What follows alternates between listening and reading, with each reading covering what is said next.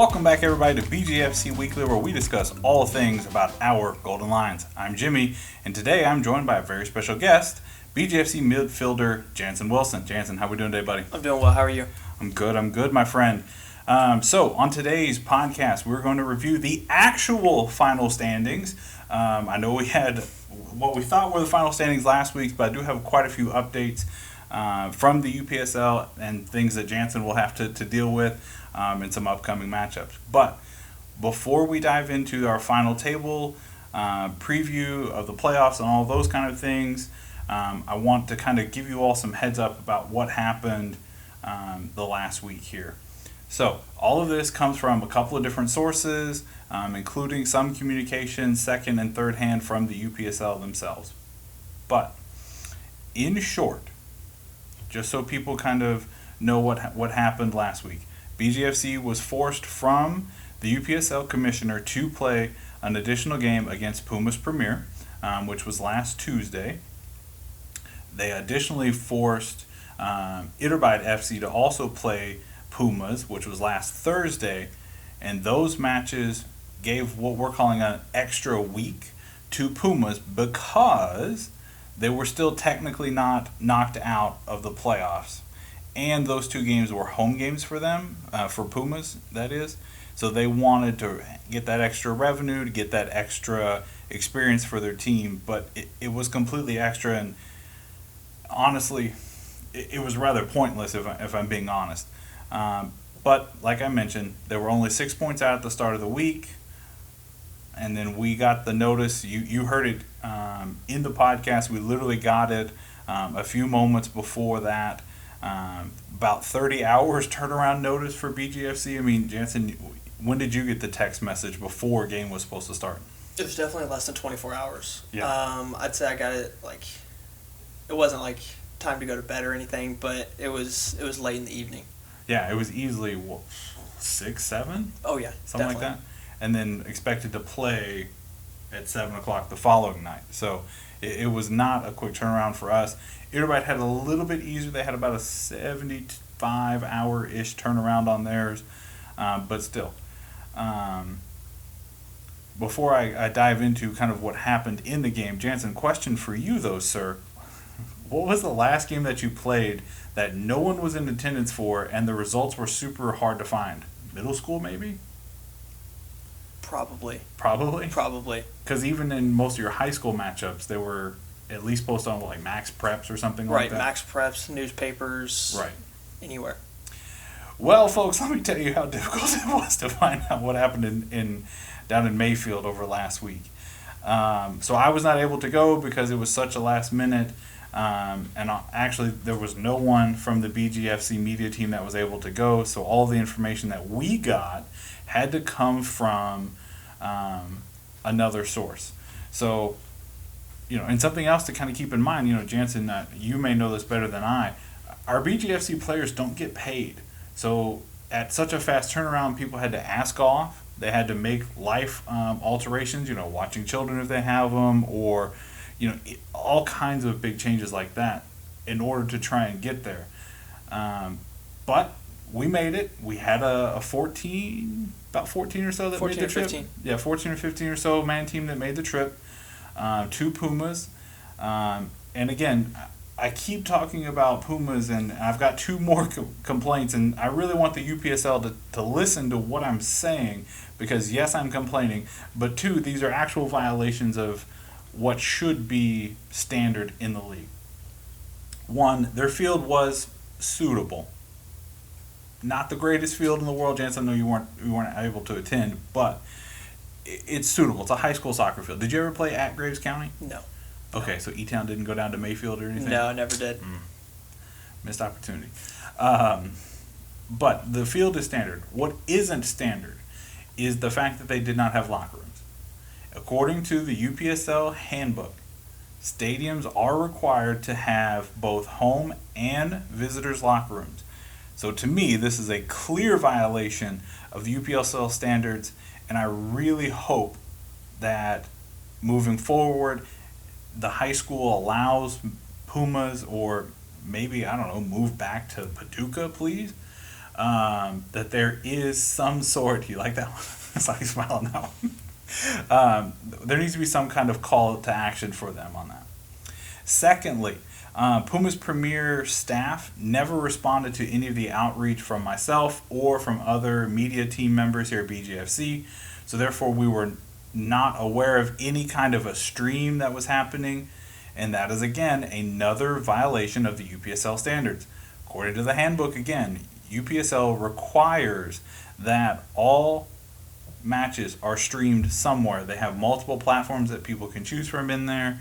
So it's something that was another violation, and it made all of this even more tricky to track.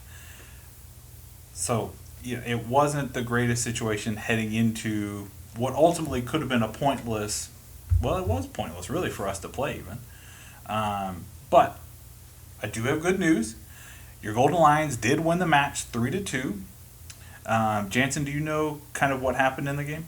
No, I wasn't able to really get an understanding. I even texted you asking for the live stream. You did text me for that. And I was like, bro, I have no idea. So here's kind of, from what I understand, happened. In the first half, Akeem Brooks opened the scoring with a 1-0 score. No one else scored in the first half. The second half kicked off. Pumas got 2 in a row. 1-1 first. From the text message that I had from another player said that it was 1-0 at half. We got a text message. We did get a text message. So look, literally a week later, and I still don't have an accurate representation of what happened. Either way, Pumas, I think, got 2 back to take a 2-1 lead. Ryan Roussel, thank you, appreciate that. Ryan Roussel tied the game, and then Akeem scored again to give us the victory, 3-2. But in the end, we won. Because of that, we moved into a tie, second place in the standings, and we officially eliminated Pumas from the playoffs. However, as a point of clarification, I was incorrect. According to the UPSL handbook, the first tiebreaker, and this is why we're playing who we're playing in the playoffs, the first tiebreaker is goal differential, not head-to-head. So much more similar to what happens in Europe in that situation. So even the fact that we tied with Iterbide with 22 points as of Tuesday night, we were still going to be in the third place position. So this match was literally pointless for us to play. Even with a victory, we weren't moving up. With a loss, we would have stayed in the same place. So I don't know. So Jansen, when it comes to those moments of this really does and doesn't matter, how do you play? What goes through your mind as a player? Of course, it makes a difference. You don't want it to. You always want to go out and perform and win, like we all do. But at the same time, you're thinking, what if I get hurt? Right. Does it fatigue us for the next game? Right. But I mean, of course, every time you go out there, you should be able to compete and play and win. Yeah, and you should want to be excited about going out there. And if you know that nothing's going to change, it does affect you as a player, I'm sure. So, despite officially being eliminated, the UPSL did force that Thursday matchup against Iterbide and Pumas. And folks, if you thought finding out what happened in BGFC versus Pumas was a tough match, that makes it seem like it was a nationally televised game. Brother, I have scrubbed the internet. There have been other members of the media team that have been able to scrub the internet, and we couldn't really find much of anything that talked about the results of the match. Yes, on the Iterbide Instagram, they had their game day post, but there was no IG stories about the game from either team, no Twitter, no live streams, no nothing. Communication from either side was non-existent. There's still, to this moment, as of recording, there's still nothing on the UPSL website about what happened in that game. So what you may be wondering is, well, what did happen? It turns out that Iterbide won 3-1 over Pumas. So with that, IFC, or Iterbide FC, they actually tied Beeman on points. But again, if you go back to what I said earlier, talking about the rules, IFC still stays in second because of the massive goal differential that Beeman has. So, to me, it was an embarrassing week for the UPSL to force an extra week of play that inevitably didn't matter. Nothing changed. There was no way that Pumas was making the playoffs. Sorry to Coach Chili and the staff down there, but that was pointless. There was no reason for that. We could have gotten players hurt. We didn't, thankfully, to my knowledge. Knock on wood. But it could have been a really rough situation. So because of the extra week that was put into the schedule, it kind of pushed everything back. So now the UPSL playoffs are a week later than what they originally were scheduled, and I still don't have confirmation on when our round of 32 matchup in the playoffs will be, because according to the UPSL website, that's supposed to be on either July 2nd or 3rd, where we would play a team out of Chicago, or whoever wins the Kentucky-Tennessee Premier Division, play a team out of Chicago. That matchup, it may be a thing where we have our championship game for our division on Saturday, and they may have to go to Chicago on Sunday.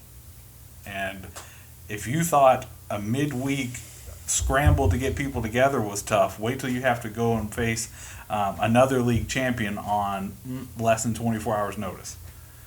And getting travel booked, it's just going to be a mess. But with all of that being said, I can finally give you the final updated standings from the UPSL Kentucky-Tennessee Premier Division. First place, Beeman United. I said it months ago, but it seemed like months ago at this point, maybe actually a month ago. But Beeman won the regular season championship when BGFC beat Iterbide. Was that a fun game? That was a very fun game. I figured you'd say that. So Beeman will have the number 1 seed and will play the winner of the 4-5 matchup. Iterbide, despite getting that win last week, nothing changed because of the massive goal differential. Iterbide still in second place. They will host the 2-3 matchup against BGFC. Again, we are still in third.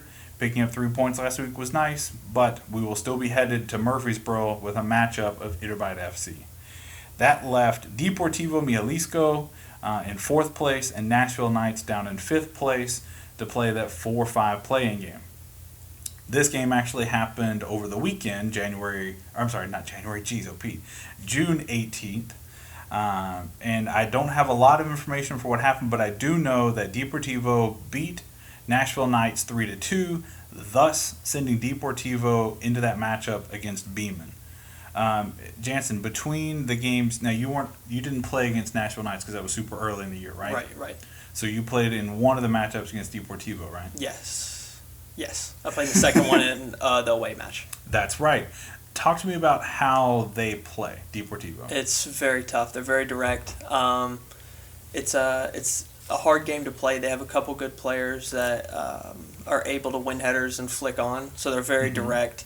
They score a lot of goals. I mean, we gave up five goals. That's a 5-5 tie. Have you ever been in a 5-5 tie? I don't think so. I've never seen that many goals leading to a tie. Right. Like even 5-4, 6-5. At least there's a winner. Right. When you get a tie, it's normally that 3-3 at best. Right. But 5-5? Crazy. So you mentioned they're physical. They're getting those headers and so forth. You're from E-Town. I am. Do you know any of those players? I don't think I knew a single one on that team. Okay. Well, we'll come back to them in a second. So now kind of previewing our playoffs here, we've got Deportivo at Beeman this coming Saturday. That game will be at 5 p.m. in Murfreesboro. So both Iterbide and Beeman will actually play in the same stadium, and it'll be a double header. Did you know that? I did. I saw it on. Yeah. I saw it on the website. Yeah. So make your way down to Murfreesboro. Check our social media time for all start times, locations, and all that stuff. But first matchup will be Deportivo at Beeman. Jansen, I want you to talk to me about how you think that matchup may go. The Deportivo and Beeman. That's I didn't get to play against Beeman, so it's a little tough. I don't really know anything about them, but after playing against Jalisco, like anybody that plays, it's going to be a tough match. Right. Well, Beeman was the team that beat us 7-2. Unfortunately, worst loss in team history. It was on the road, and Beeman hasn't played since May 14th. That's tough to come by. I mean, they're out of rhythm. It's hard to get back into it. So talk to me about that rhythm. You know, I'm going to make a grand assumption. Beeman's been practicing multiple times over the last month. But what is that rhythm like of getting back into a game?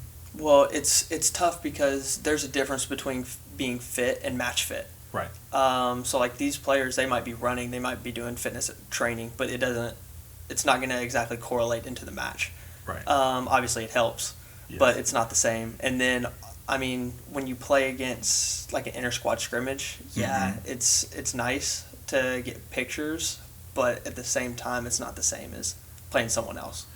And that would be because like you kind of know what to expect. You know this player's tendencies. You know, okay, well this goalie's going to throw it over here 80% of the time. Right. So when you go to play someone else, what happens? What changes? You're a little less on the front foot and a little more, you don't want to be reactive, but you are obviously a little more reactive than you would be playing against teammates. Right.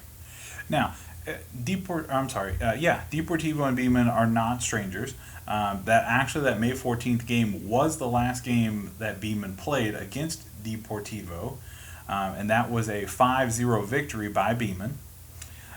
So they should be prepared for the physicality of Deportivo. You know, to me, I think Beeman United is going to win this match. Hands down, I think they're the better team. But I agree with what you're saying there, Jansen. I think this long break could take them a while to get back into rhythm, like you were saying. So I would not be surprised if a halftime score, 1-0 Deportivo. I mean, anything can happen. Yeah. Anything. Yeah, when you step between the lines, you never know what's going to happen. Right. Oof, cliches flying out of my mouth today. But my prediction, I think 3-1 Beeman over Deportivo. If I was a gambling person, I would set the over-under at 4 goals. Jansen, final predictions on that matchup? I'm not really too sure.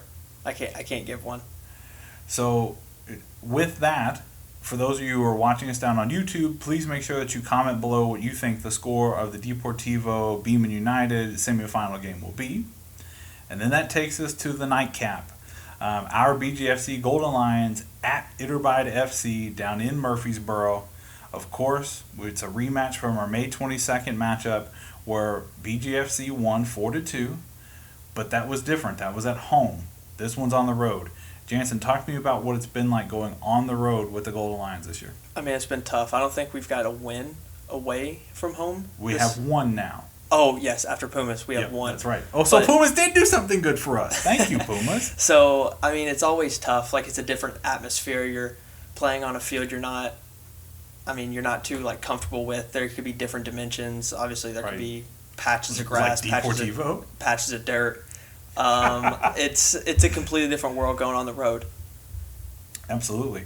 So I'm going to take my bias out, and I'm going to honestly say I think final score BGFC 3, Iterbide 2, but I think this game is going to go to overtime, and it may even go to penalties, if I'm being honest. I'm set the over-under at 5, but I don't feel confident in the under. I will say that outright.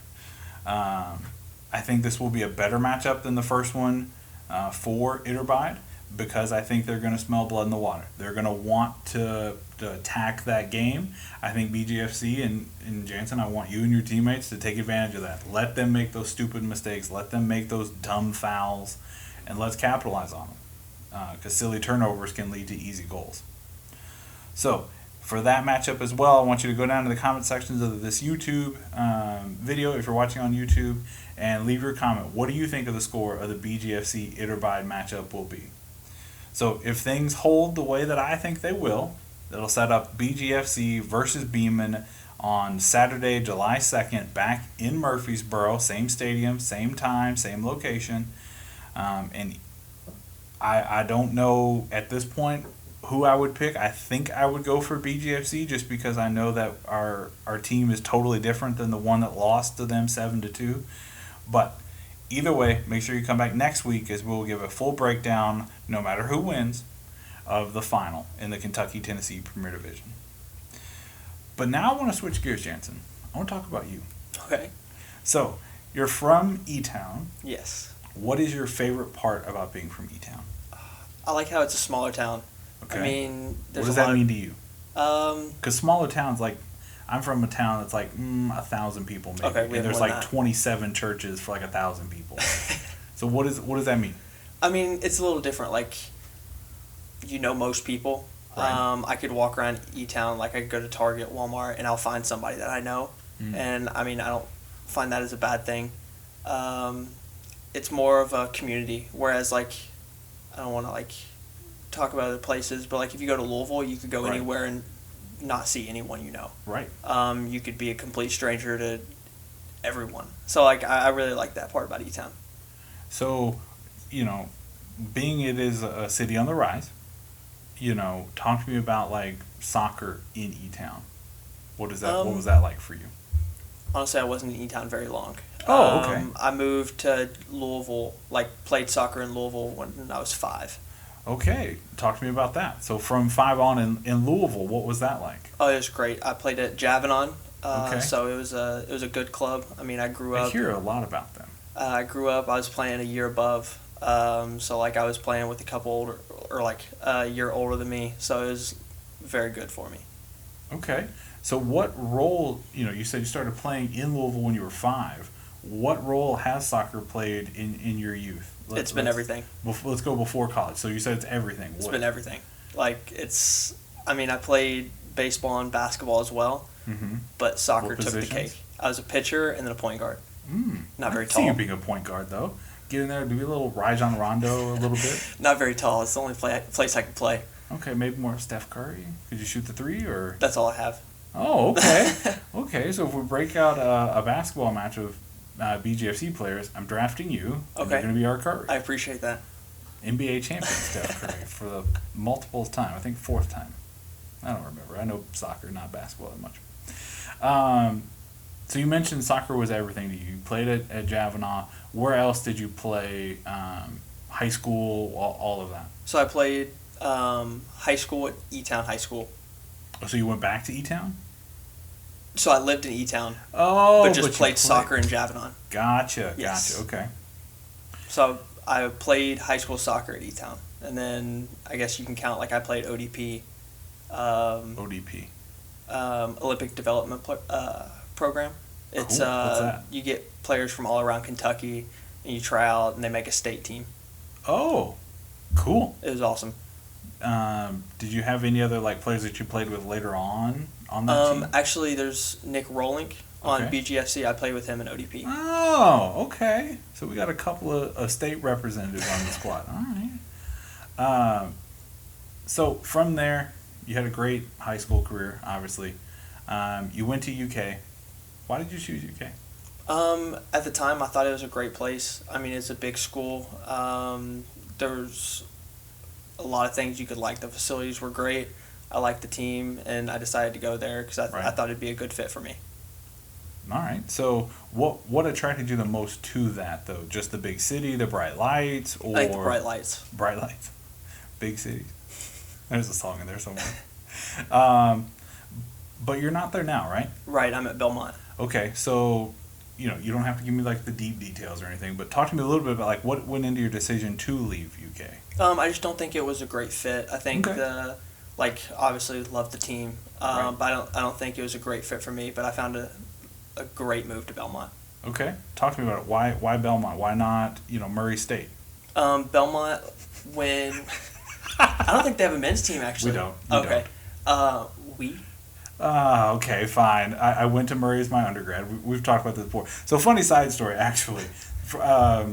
First time I recently met Jansen, because I think I met you very early on, but you came up to the press box to say hi for a home match, and you were wearing a Belmont sweatshirt. And do you remember the first thing I said to you? Was it you? No, it was Belmont. Oh, okay. I do not remember that. I do, because I felt really terrible because I found out you were one of our players, and I was like, oh no. Big rivalry between Belmont and Murray State, especially on the basketball court. Both teams move into the Missouri Valley. Mm-hmm. Talk to me about that, though. So you moved to Belmont. Yes. Did you play any in the well, I don't even know what conference they were in before the. They were in the SoCon. Okay, did you play any SoCon teams? No. So I transferred in January. So like I was Gotcha. only there for the spring semester. Okay. Any highlights from the spring semester season? What do you mean highlights? It's not like, did you score like a massive hat trick or? Scored a couple bicycle? goals. Bicycle I'd say kicks? no, never bicycle kick. I would like You tried it in training? Maybe at some point. I just think that's always like the most exciting goal that you could score. It'd be If nice. you're just laying back and knock it in. So now Belmont moving to the Missouri Valley.